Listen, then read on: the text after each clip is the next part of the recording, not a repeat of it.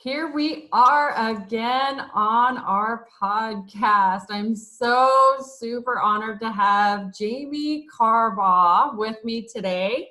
But first, my disclosure, this podcast is a recording of our tips and advice, maybe some suggestions, but we're just going to have things that are maybe our opinions or our experiences, also some of our education, and hopefully you'll walk away learning something from this podcast. But I do want to note that we are not doctors, licensed nutritionists, or dietitians, but we are awesome fitness professionals that want to bring you some cool information. So keep watching. So Jamie, tell me a little bit about you. Okay, well, you did a great intro. My name is Jamie Carbaugh.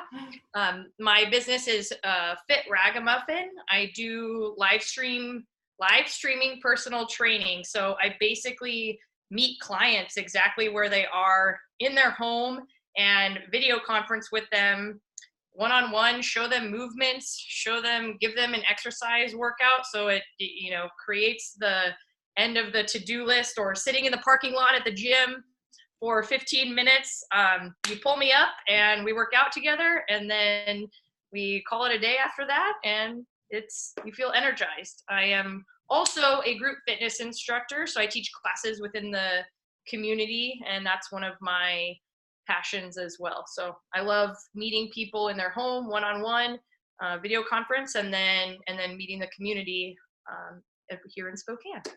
And that's actually how I met you I first met you at a women's networking group here in Spokane, which was great. You had all this energy. I was so excited. I'm like, that's somebody I want to hang out with.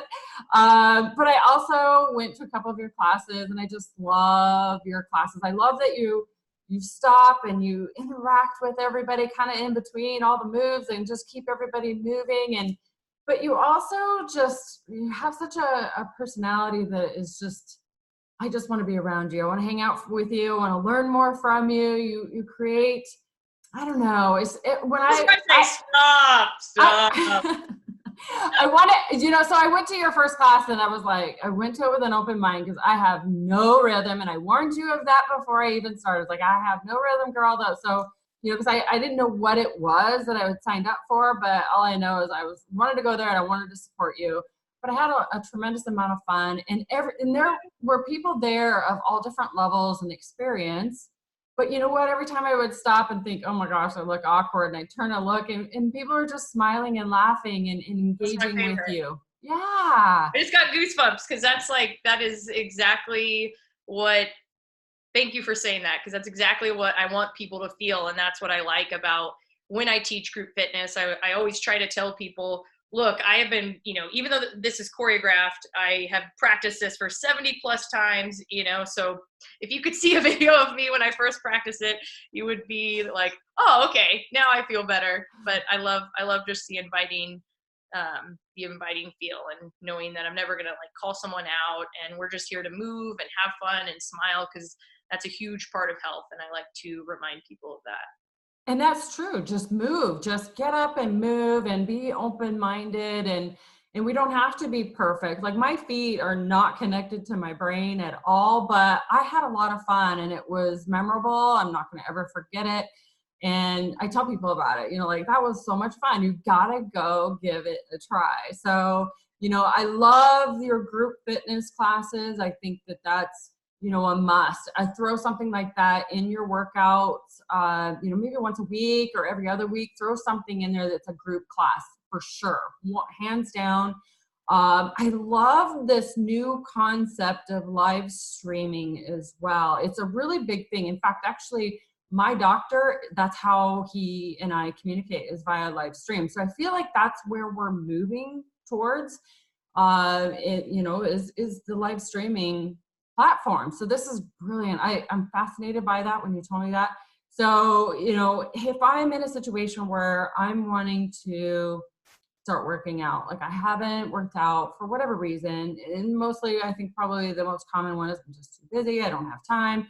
But live streaming takes that excuse away, right? Because you can just say, hey, book 20, right? How long do you do your sessions? They're between 35 to 45 minutes. I have very different clients. Some put them in their lunch break at work, and then, some like the longer sessions in the morning. My background is a physical therapist assistant, so I can, everything that I have, I modify for the specific client or progress for the specific client. So some may take longer, but some say, all right, Jamie, when we sign on, cut the small talk. I'm good. My body's feeling good. Let's get this started. So but it erases the gym commute, and it erases you're in your home. And I always tell people, it's just you and me. Cause sometimes I think the gym can be intimidating to a lot of people, not only maybe how they feel, but also, what do I do when I go in the gym kind of thing. So I have the whole program set up, and I lead you through it, and it's just open communication the whole time. So no judgment zone. Yeah. Oh yeah, absolutely. I mean, Fitragamuffin, I'm all like, take me as I am kind of thing. So. Well, I mean, because when you mentioned the gym setting, that is another common barrier that I hear from people, like, oh, I don't want to go to the gym, or they'll get a membership, but they won't go because they're afraid of people judging what they look like or what they're wearing, or everybody's looking at me and I don't know how to use something. And then if I use it wrong, people are going to judge me. There's just all that judgment thought. But I'm telling you, I go to the gym, I'm a gym rat, and there's no judgments. I'm there, I'm focused on me and what's going on in my headphones, and that's it. I want to get in and get out. That's just me. But I love this aspect of cutting out the commute. I love this aspect of cutting out the gym membership. I love the, just being in the safe zone of your house, no judgment zone, speaking to you and saying, here's what, I want to work on today. Or maybe, hey, throw something at me, challenge me today. What can we do? And then you're also observing and making sure that there's good form, right? Yeah, absolutely. And then I always tell them too, whatever ailments you're having that day. So say, I had a client who said, I didn't get any sleep last night, so let's just, tone it down. And I have the ability to do that. I mean, everything, I just work with the specific, however they're feeling that day. I'm not, I am an encourager and a pusher, but I'm not like you work through that, go. I'm just, the extreme weight loss programs. It's not like those extreme weight loss programs or TV shows. Yeah. And that's another interesting aspect about me specifically in the training, is that in my intake form, I don't take weight, measurements or transformation photos too. So I want the client to understand that there's so many benefits to movement, aside from how you look. And I think sometimes that creates a barrier. So that's another thing that is kind of an interesting note on me. But no, I love that. And the other thing that we talked about before we got on was, right now you're really passionate about educating about longevity and creating movement that's fun, which I believe you do incredibly well with your group fitness. And I know that you do in your individual live stream training. But let's talk about that for a second. Longevity is really important. I think it's something that I didn't think about at all in my 20s. I didn't think about it all until probably my mid-30s. Don't beat yourself up too much. I don't think a lot of people do. That's true, right? Like we think about what's happening right now. Let's have this cake and ice cream, and I'm going to have me a glass of wine tonight, because it's just what's going on right now. And that's okay. But we also have to think about our heart and our lungs and our liver and our kidneys and all these things. We have to take care of this. We're only given one of those, or two kidneys, hopefully, or two lungs.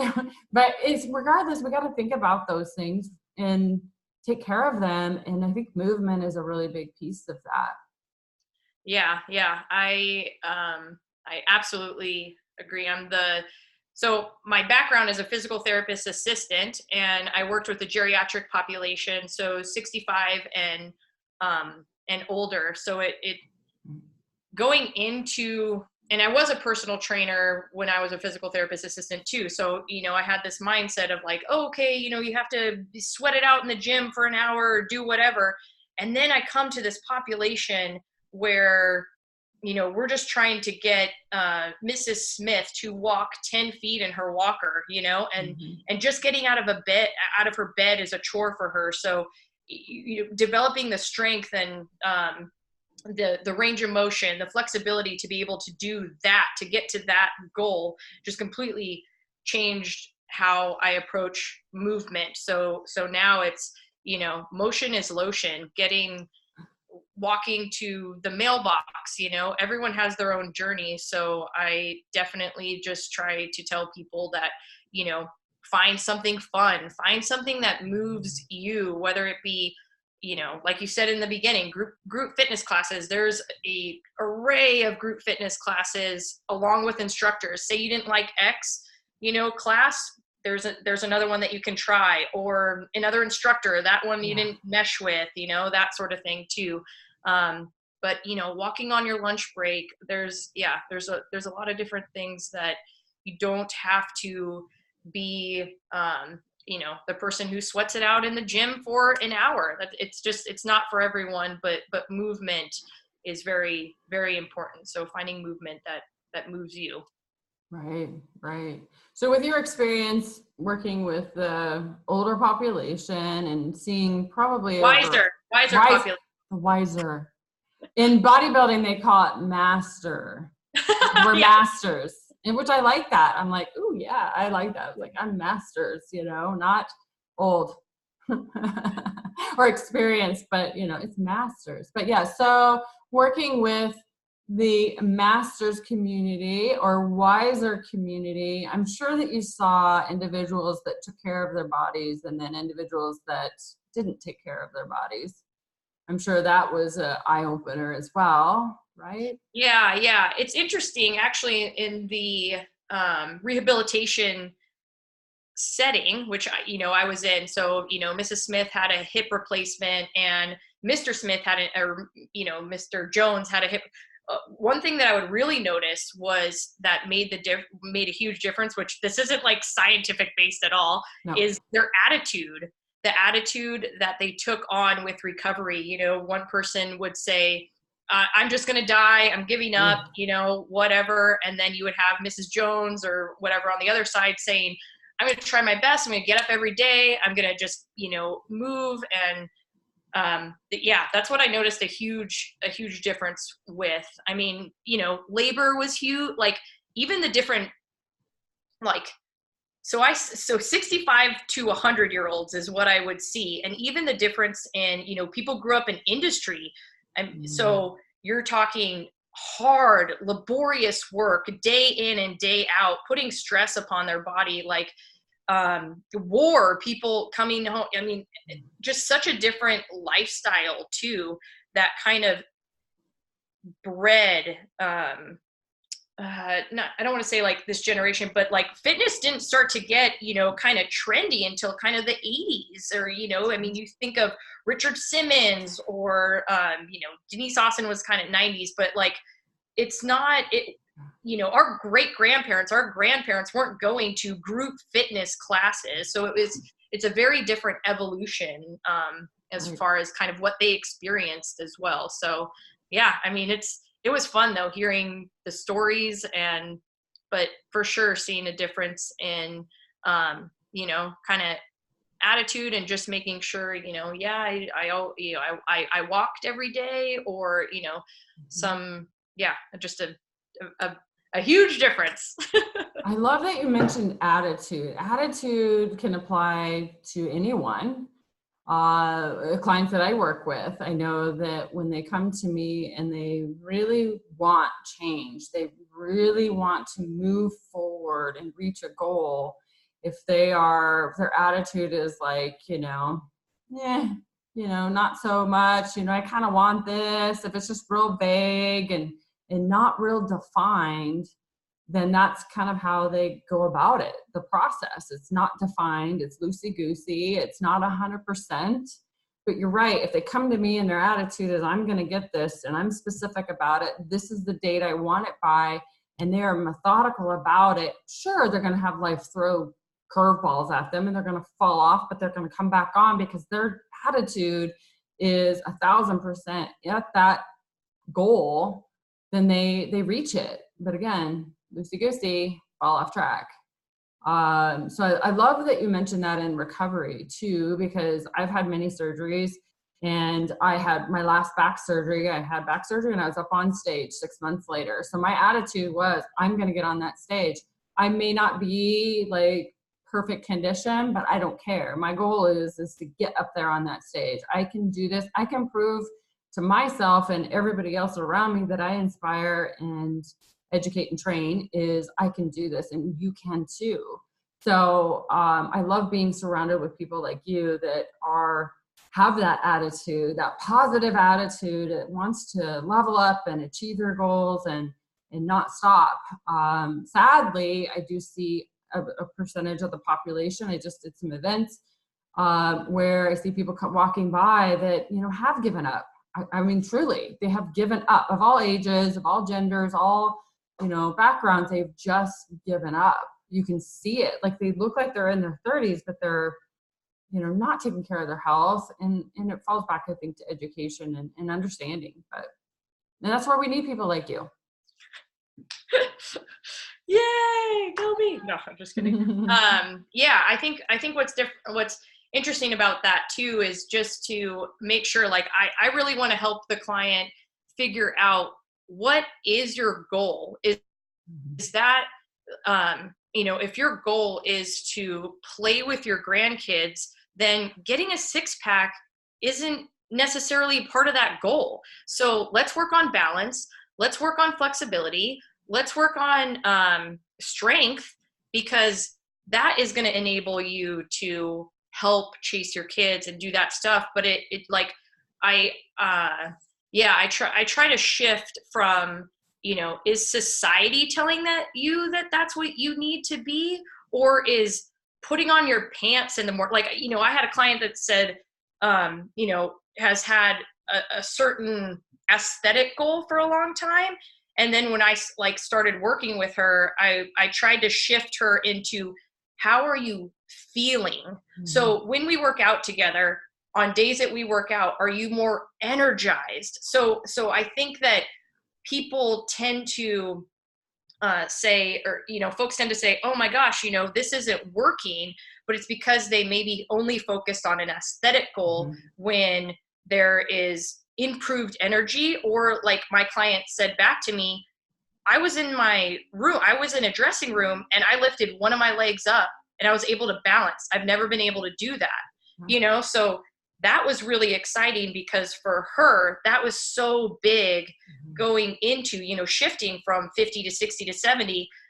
Fall risk is huge, and falls lead to fractures, being immobilized, bedridden, or whatnot. So just, having that balance, but just kind of that shift in what is your goal, and what is it that you want to be, but knowing that you can only define that. I'm here to guide, but I can't tell you, what you, that, I don't know, maybe chasing grandkids isn't important to Mr. Jones. So.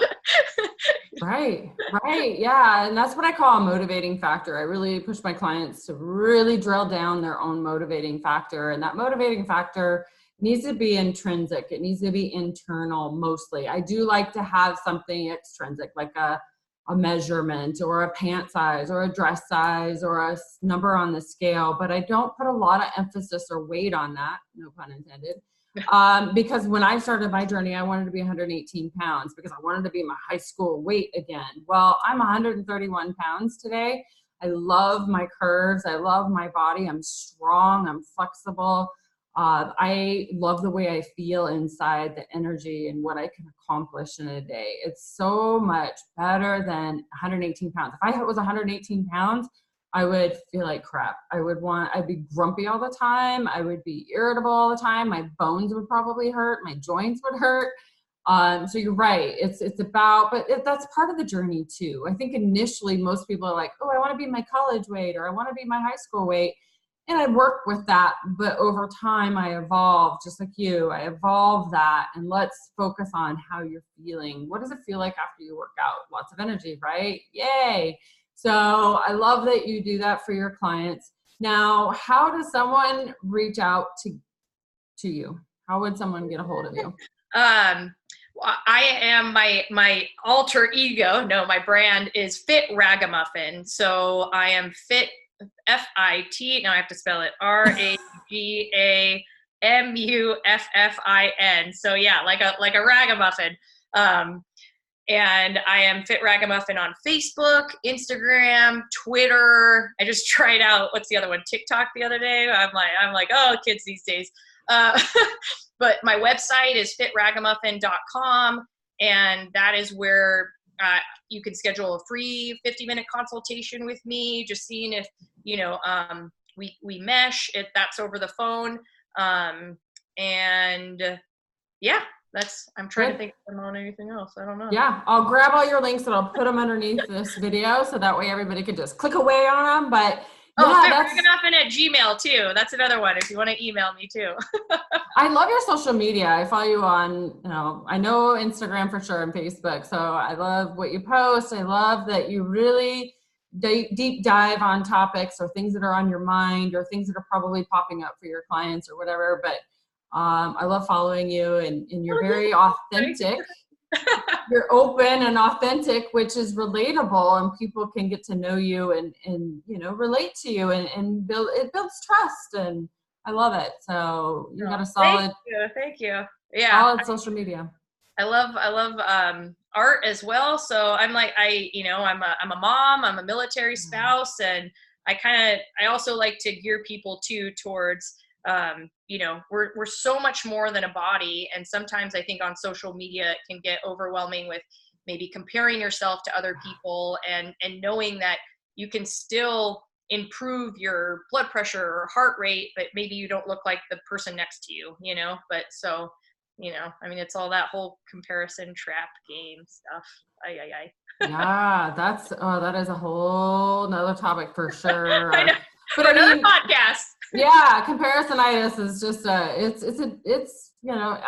do it too, and if I find myself doing that, I have to stop and do something else, because it can slow you down or create such a mess in your mind, and you shouldn't compare yourself, because you don't even know, one, if that's Photoshop or if where they are on their journey. Yeah. Really, I love any of the fitness photos that actually shows a person that's relaxed in their pose. And then they show, they split screen it. One's relaxed and then one's where they're actually posing, which is fantastic, because it actually shows that they're real and they're human and they're not perfect, perfect. Because that's the reality. And that's what I tell people too about my bodybuilding photos is I'm twisted and contorted and glued and painted, and I'm just doing all these things to really frame my body in a way that tries to hide some of my scars, whether that be stretch marks or cellulite or whatever.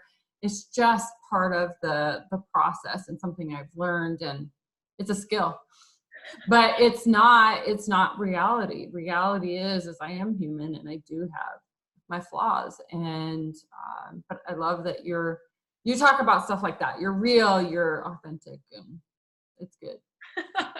So. Yeah. So I'm first to point out, my mistakes and things that I am absolutely, learning every day. I just keep telling myself, if I'm not making mistakes, if I'm not, trying to be better, then I'm probably dead. So hopefully, making mistakes is a part of life, and also, saying sorry and trying to be better is a part of life too. So. Well, I heard about someone said that basically at dinner, they ask their family members, they go around the table at dinner time. I do too. I sit at dinner with my kids. I haven't done this with them yet, but I thought it was a great idea. But what they would do is they would go around the table and say, what did you fail at today? And what it is it's looking for something that didn't work well today, but something that we can reflect on. Let's talk about it. What can we do better? What can we prevent that from happening again? avoid it, or, just learn from it and laugh about it. There's things Yeah. that we've done in our lives and as a family, and we bring it up every once in a while and laugh about it. Like I got stuck in the motorhome once, way outside of cell range in this crazy place. And I always tell my daughter, my youngest, I'm like, we're going to laugh about this one day. It's going to be funny one day. And so that was probably, I don't know, I want to say 5 years ago. And I'll bring it up every once in a while. And I'm like, is it funny yet? She always says no, but I think it's like a family humor thing, but it was traumatic. We were stuck out there for a few days, but Yeah. we survived. We had fun, and we lived and learned from it. But it's a mistake that we can laugh about, and fail forward. Yeah, absolutely. I fail all the time, but just keep it on, fall down, what is it, 7, get up 8 kind of thing. Like, so. Yeah. Well, I really enjoyed speaking with you today on this podcast. Thank you for having me. I appreciate it a lot. Yeah, you're incredible. You keep going. You keep doing what you're doing. It's amazing. And I'm so honored to have met you and have you a part of my circle. And so. Yay. Yeah. Thank you so much for coming to that class and supporting me. That was really fun. Yeah, absolutely. We will do it again next summer. You're going to do it, right? Yeah. All right. Well, great. We'll sign off for now, but thank you so much, Jamie. Yes, you are welcome. Thank you. Bye.